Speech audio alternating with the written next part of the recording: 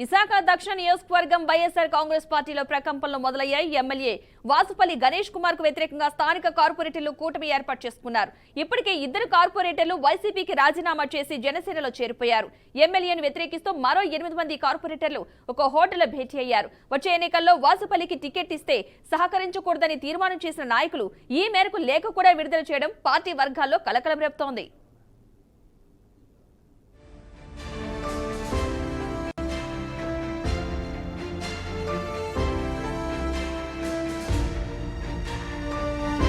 ఆంధ్రప్రదేశ్లో సార్వత్రిక ఎన్నికలు దగ్గర పడుతున్న కొద్దీ వైసీపీలో అంతర్గత కుమ్ములాటలు బయటపడుతున్నాయి. విశాఖ తూర్పు నియోజకవర్గంలో ఇప్పటికే అసంతృప్తులు రగిలిపోతుండగా ఇటీవల గాజువాకలో కూడా అసంతృప్తి వర్గాలు వెలుగులోకొచ్చాయి. తాజాగా దక్షిణ నియోజకవర్గంలోని స్థానిక కార్పొరేటర్లు ఎమ్మెల్యేకు వ్యతిరేకంగా తిరుగుబాటు బావుటా ఎగురవేస్తున్నారు.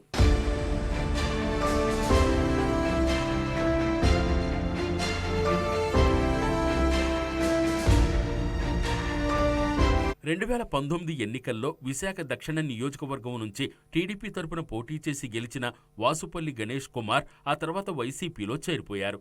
ఇప్పటికే దక్షిణ నియోజకవర్గంలో రాష్ట్ర బ్రాహ్మణ కార్పొరేషన్ చైర్మన్ సీతంరాజు సుధాకర్, మత్స్యకార కార్పొరేషన్ చైర్మన్ కోలా గురువులు, మాజీ ఎమ్మెల్యే ద్రోణంరాజు శ్రీనివాస్ వర్గాలు ఉన్నాయి.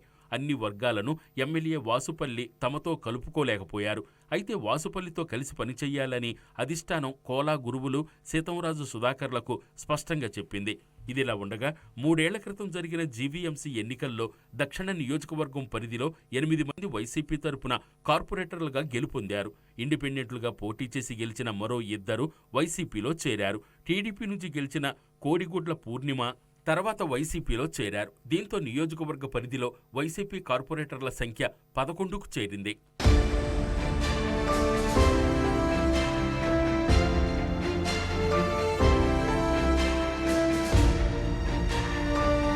అయితే స్థానిక ఎమ్మెల్యే వాసుపల్లి గణేష్ కుమార్ వ్యవహార శైలితో కార్పొరేటర్లు విభేదిస్తున్నారు. తరచూ వీరంతా తమ అసంతృప్తిని వ్యక్తం చేస్తూ వచ్చారు. పార్టీ అధిష్టానానికి కూడా ఎమ్మెల్యే వ్యవహార శైలిపై ఫిర్యాదు చేశారు. అధిష్టానం నుంచి వారికి భిన్నమైన సమాధానం వచ్చింది.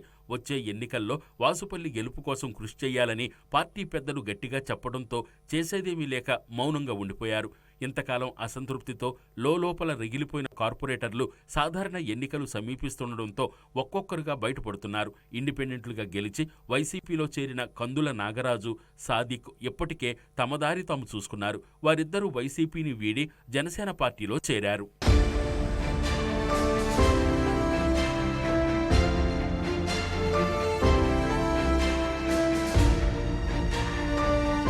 వైసీపీలో లొకలొకలు ఆ 2 కార్పొరేటర్లతోనే ఆగిపోలేదు.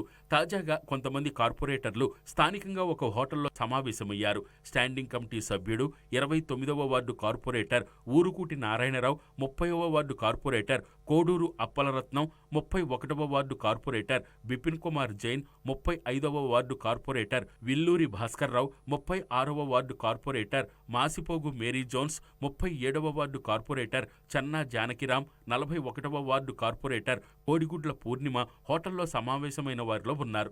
ఎమ్మెల్యే వాసుపల్లి గణేష్ కుమార్ వ్యవహార శైలి ఇబ్బందికరంగా ఉందని, తమకు కనీసం గౌరవం ఇవ్వడం లేదంటూ వారంతా సమావేశంలో అభిప్రాయపడ్డారు. మరోసారి దక్షిణ నియోజకవర్గానికి వాసుపల్లి గణేష్ కుమార్కు టిక్కెట్ ఇస్తే పనిచేసే ప్రసక్తే లేదని, ఆయనకు కాకుండా వేరే వారికి ఎవరికిచ్చినా సహకరిస్తామని తీర్మానం చేశారు.